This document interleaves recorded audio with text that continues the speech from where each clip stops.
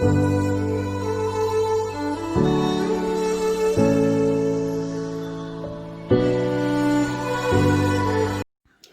Friends, welcome to Adorable और मैं हूं नवीन गुप्ता। देखिए, आज के इस लेक्चर में हम लोग देखने वाले हैं कुछ इंपॉर्टेंट क्वेश्चंस को। साथ ही साथ इस लेक्चर में आपको एक असाइनमेंट भी मिलेगा जो इस लेक्चर के लास्ट में आपको मिलेगा। तो बने रहिए लेक्चर के लास्ट तक हमारे साथ। चलिए शुरू करते हैं कुछ इंपॉर्टेंट क्वेश्चंस को। पहला क्वेश्चन जो हमने यहाँ पे लिया है, that is check the continuity of f x at x is equal to 1 and x is equal to 2 if f x is equal to 0। यानी एफ एक्स की वैल्यू 0 होगी जब x 0 से 1 के बीच में लाई करेगा। मतलब x की जो वैल्यू है वो 0 से बड़ी है और 1 से छोटी है। दूसरे में जब x की वैल्यू 1 से बड़ी या 1 के इक्वल होगी और 2 से छोटी होगी तब हम x लेंगे। ठीक है, फंक्शन जो होगा उसमें x होगा।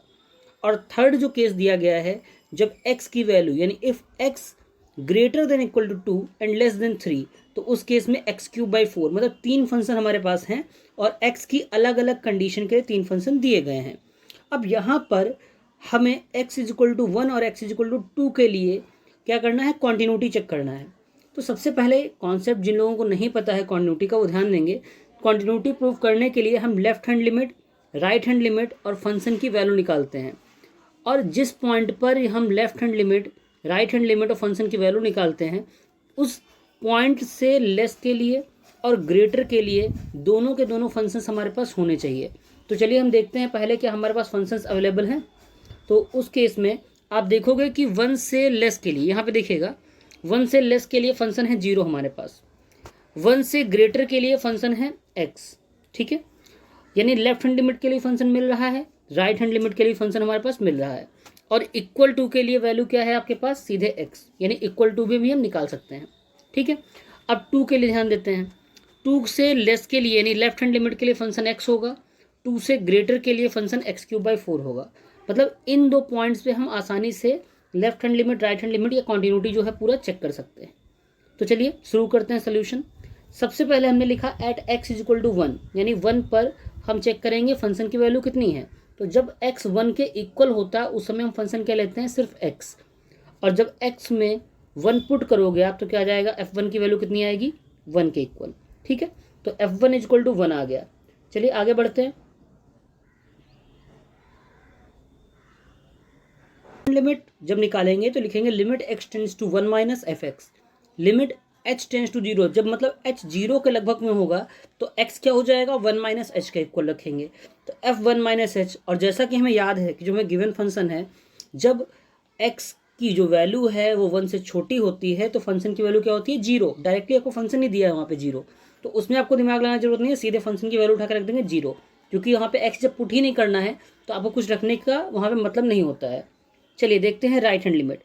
राइट हैंड लिमिट में क्या होगा, limit x tends to 1 plus f x, तो ये बन जाएगा limit h tends to 0 f1 plus h, मतलब कि 1 से थोड़ा ज़्यादा तो 1 प्लस एच रखेंगे। Limit h tends to 0 1 plus h, अब h की वैल्यू पुट कर दीजिए आप, यानी 1 प्लस 0। तो राइट हैंड लिमिट की वैल्यू क्या आ रही है हमारे पास, 1 आ रही है। अब लेफ्ट हैंड लिमिट है 0, राइट हैंड लिमिट है 1, तो क्लियरली दोनों अलग अलग हैं।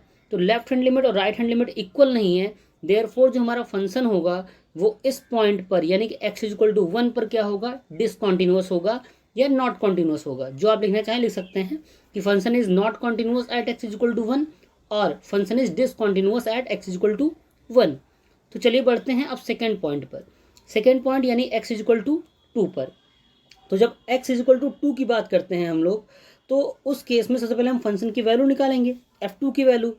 और चूंकि x जब इक्वल टू 2 होता है तो उस केस में फंक्शन हमें दिया है x³/4, तो ये बन जाएगा 2³/4, यानी 8/4 सॉल्व करने पे 2 आएगा।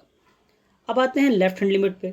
जब हम लेफ्ट लिमिट निकालते हैं तो आता है limit x tends to 2 minus f x, और 2 माइनस है, जब इसको हम लिखेंगे इस तरीके से कि लिमिट h टेंड्स टू 0, तो ये बन जाएगा f2 माइनस एच। ठीक, अब जब 2 से लेस के लिए फंक्शन हम देखते हैं तो फंक्शन हमें दिया है 2 से लेस के लिए x वाला। आप सामने क्वेश्चन लिख लीजिएगा तो वो क्लियर रहेगा कौन सा फंक्शन कब यूज करना है। तो जब 2 से लेस वाला केस ले रहे हैं तो उस केस में फंक्शन है केवल x, तो ये बन जाएगा सिर्फ x यानी 2 माइनस एच वहाँ पे रखेंगे x की जगह पे। तो h की वैल्यू हमने पुट कर दी, देयरफॉर जो हमारे पास लेफ्ट हैंड लिमिट निकल के आई वो आई 2। ओके, अब देखते हैं राइट हैंड लिमिट कैसे निकालेंगे हम। राइट हैंड लिमिट में आपको ध्यान रखना है कि ये होता है limit x tends to 2 plus f x. Limit h tends to 0 जब रखेंगे तो एफ 2 प्लस एच हो जाएगा। फंक्शन चूंकि हमारे पास एक्स क्यूब बाई 4 है तो आपका हो जाएगा 2 प्लस एच का होल क्यूब बाई 4। अब आप एक काम करिए कि एच का मान रख दीजिए, तो एच का मान है 0, तो 2 प्लस 0 का होल क्यूब डिवाइडेड बाई 4 यानी 8/4। सॉल्व करने पे 2 आ जाएगा। Since left hand limit equals to right hand limit equals to function की वैल्यू, और जब तीनों ही ये इक्वल हो जाते हैं तो हम कहते हैं कि फंक्शन जो है वो कॉन्टिन्यूअस होगा at x is equal to 2। I hope आपको कॉन्सेप्ट ऐसे समझ में आ गया होगा कि पहले हमने एक्स इज इक्वल टू 1 पे कैसे चेक किया, कौन कौन से फंक्शन उसमें लिए। 1 से एक लेस वाला फंक्शन लिया जब लेफ्ट हैंड लिमिट लगाई, 1 से ग्रेटर वाला लिया जब राइट हैंड लिमिट लगाई। उसके बाद में जब हमने एक्स इज इक्वल टू 2 पर चेक किया तो 2 से लेस वाला फंक्शन यानी कि वहाँ पे एक्स था वो लिया, और 2 से जब ग्रेटर वाला फंक्शन लिया तो एक्स क्यूब बाई 4 वाला फंक्शन लिया। ठीक है, जिससे कि आपने राइट हैंड लिमिट निकाली और उसके बाद फंक्शन की वैल्यू भी निकाली। जब तीनों इक्वल आ गए तो उन तीनों को इक्वल रखने पर अगर सेम वैल्यू आ रही है तो that means function is continuous होगा at x is equal to 2। Okay, तो इस टाइप के क्वेश्चन आपको एनसीईआरटी की बुक में भी काफ़ी सारे क्वेश्चंस मिलेंगे। ठीक, तो वहाँ से आप प्रैक्टिस कर सकते हैं इस टाइप के क्वेश्चंस को, और एग्जाम्स में भी ऐसे क्वेश्चंस आते हैं तो आप ज़्यादा से ज़्यादा इस टाइप के क्वेश्चंस लगाइए। ठीक है, चलिए देखते हैं अगला क्वेश्चन। ठीक है, जो सेकंड क्वेश्चन में लिया है वो थोड़ा सा डिफरेंट टाइप का है। Find right hand limit and left hand limit of the function f x is equal to mod sine x upon x at x is equal to 0। Okay, यानी 0 पे चेक करना है कि इसकी लेफ्ट हैंड लिमिट और right hand limit क्या होगी। साथ ही साथ इसमें हम डिस्कस द कॉन्टिन्यूटी, ये भी चेक करेंगे कॉन्टिन्यूअस है या नहीं है। तो सबसे पहली चीज़ यहाँ पे देखेंगे कि ये mod sine x upon x दिया है। भाई मॉड का काम क्या होता है? मॉड का काम होता है कि किसी वैल्यू को पॉजिटिव वे में प्रेजेंट करना। ओके, तो अगर वैल्यू नेगेटिव है तो उसको पॉजिटिव करने के लिए आपको माइनस से मल्टीप्लाई करना पड़ेगा, बट अगर पॉजिटिव है तो उसमें हम कोई चेंज नहीं करते हैं। शुरू करते हैं at x is equal to 0 पे आते हैं, तो जब 0 पे हम देखेंगे तो ये आ जाएगा at x is equal to 0 limit x tends to 0 minus f x. Okay, तो हमने क्या किया, जब लिमिट एच टेंस टू 0 किया तो फंक्शन में हो गया 0 माइनस एच। अब जो दिया हुआ फंक्शन है वहाँ पर आपको जहाँ जहाँ एक्स है वहाँ पे क्या पुट करना है, 0 माइनस एच या सिंपली माइनस एच पुट करना है। तो जब आप माइनस एच रखोगे तो ये बन जाएगा मॉड में sine minus h upon minus h. Okay, now sine minus x जो होता है वो माइनस साइन एक्स हो जाता है। फॉर्मूला होता है ट्रिगोमेट्री का कि अगर साइन माइनस थीटा दिया है तो माइनस साइन थीटा बन जाएगा। तो देयरफॉर ये हो गया माइनस का साइन एच मॉड के अंदर और अपॉन है माइनस एच।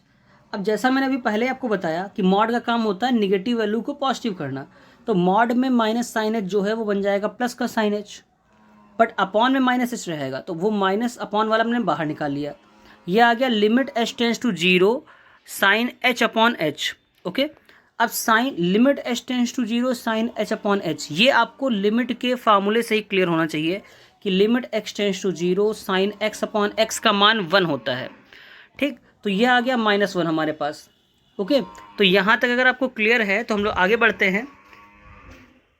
अब देखिए आगे की तरफ बढ़ने पे आता है हमारे पास राइट हैंड लिमिट, यानी कि limit x tends to 0 plus f x limit h tends to 0 plus h. Okay, और ये आपने क्या किया यहाँ पे कि मॉड में साइन एच अपॉन एच, क्यों? क्योंकि ऑलरेडी वैल्यू पॉजिटिव है हमारे पास, तो इसीलिए ये आपका सीधे रहेगा mod sine h upon h. Now limit h tends to 0 sine h upon h का मान होता है 1। अब जैसा आपने देखा कि लेफ्ट हैंड लिमिट और राइट हैंड लिमिट जो है वो अलग अलग हैं। Left hand limit is not equal to right hand limit, therefore जो हमारा फंक्शन है वो कॉन्टिन्यूअस नहीं होगा, यानी कि f x is discontinuous at x is equal to 0। तो ये क्वेश्चन में देखा थोड़ा सा अलग टाइप का था। यहाँ पे आपको ये याद रखना है कि limit x tends to 0 sine x upon x का मान जो होता है वो 1 होता है। तो अगर ये कॉन्सेप्ट को याद रहेगा तो क्वेश्चन आसानी से लग जाएगा। और जैसा कि आपसे प्रॉमिस किया था कि एक असाइनमेंट आज आपको मिलेगा जिसको आपको सॉल्व करना है और उसका सल्यूशन या उसका आंसर जो है वो आपको देना है कमेंट बॉक्स में वहाँ पे। तो देखते हैं कि क्या असाइनमेंट हमारे पास।